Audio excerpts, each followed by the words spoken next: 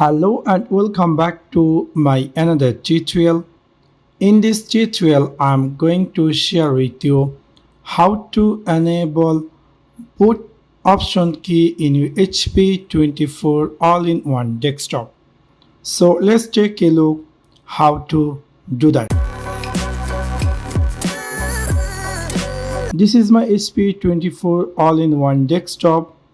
Maybe some cases or somehow you want to reformat it, or you want to do some booting something, or you want to reset password by etc things. In this case, or you buy this computer without Windows and you want to install Windows from a USB bootable Windows drive, or you have a DVD drive. In this case, by if you normally if you connect this USB which has already Windows 10 bootable, when you're going to click F9, which is a boot menu option key for HP this 24 all-in-one, it's not appearing. So what you can do, so in this video I share with you how you can easily simply fix this issue. First of all, I'm going to connect this Kingston. You can see this is the name, and which has Windows 10 loaded in this USB flash drive, which is 32 GB. So I'm going to first of all connect this. I'm going to connect it here backside with USB slot. You can see I had successfully connected with my backside USB, which has Windows 10 loaded. So I'm going to easily going to restart, or if everyone is something like restart, or you want to reinstall, so you can easily turn on your PC, and then you have to click in your keyboard F10 key when it's going to restart or when it's going to be turned on. So you have to long press in your keyboard F10 key to make these things. You can see I successfully log into HP setup utility, which is boot menu or something what you can call, and here everything will work your keyboard. So you have to operate by your keyboard without using mouse. So I think who is watching this video all are mostly expert in IT section. So I'm just going to give you, maybe you also have this issue. First of all, I'm going to go over there in upside, and then you will see there is a different tab. Let me make it zoom. You can see here I have a different tab, which is one file, and is storage, and is security, and is power, and advanced. For example, normally if we going to change a boot menu, we normally go here in storage section, and then we go in boot order.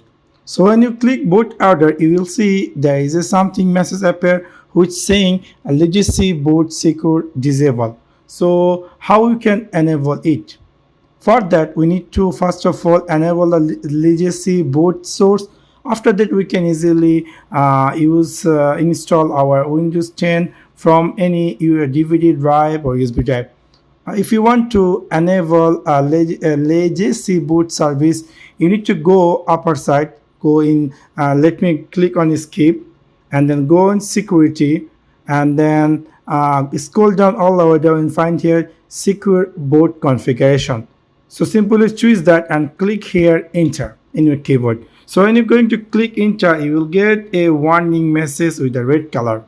So don't worry about it. You can see here saying something called F10 to accept. So we're going to click in our keyboard F10, and it's going to appear a screen like this.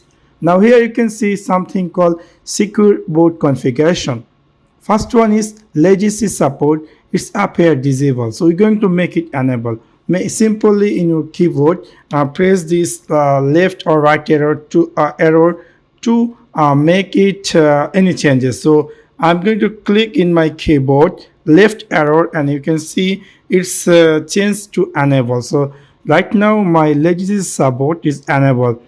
One thing more you can do, it's additional you can do, you can also come down, click secure boot key, you can make it clear. Actually when you going to click legacy support enable, after that it's going to be a restart. After you save the change, it's going to restart your PC, and then it's going to ask you a random code to type, like someone has changes your PC legacy support or something, etc. So you can make it, hopefully if you make it clear, it's going to be empty. So when I had changed before, it's appeared something keyboard. So I made it clear. So make sure that you had made clear.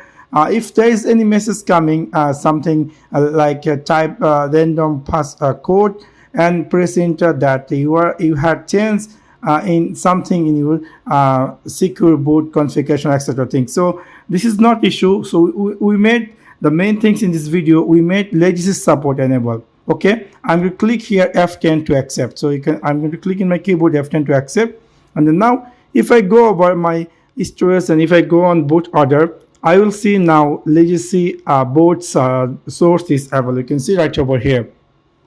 Now I don't need to do anything here. I'm going to click here escape, and then I'm going to file, and then I'm going to click here save change and exit. You can see I had click save change and exit. So simply click in your keyboard enter, and it's going to give you a warning message. Are you sure you want to save change and exit? Obviously we want, so we're going to click here yes. So after that it's going to be restart. Now we're going to click here F9 to appear boot option key, and later on we can easily install our PC new software. Now you can see I had clicked in my keyboard F9, and after that it's appear this, please select the boot device. You can see, let me make it zoom. You can see right over here, and now it's appear now my UEFI, which is Kingston Data Traveler, which is I already install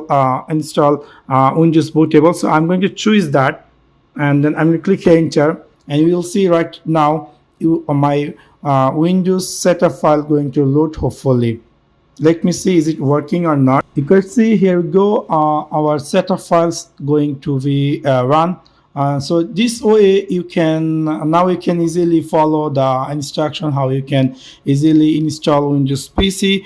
Hopefully you all of know that how you can install a new fresh copy in any computer. So this way you can easily enable legacy enable in your Windows any HP 24 all in one desktop PC. So that's one now. Thanks for watching my video. See you next one. Peace.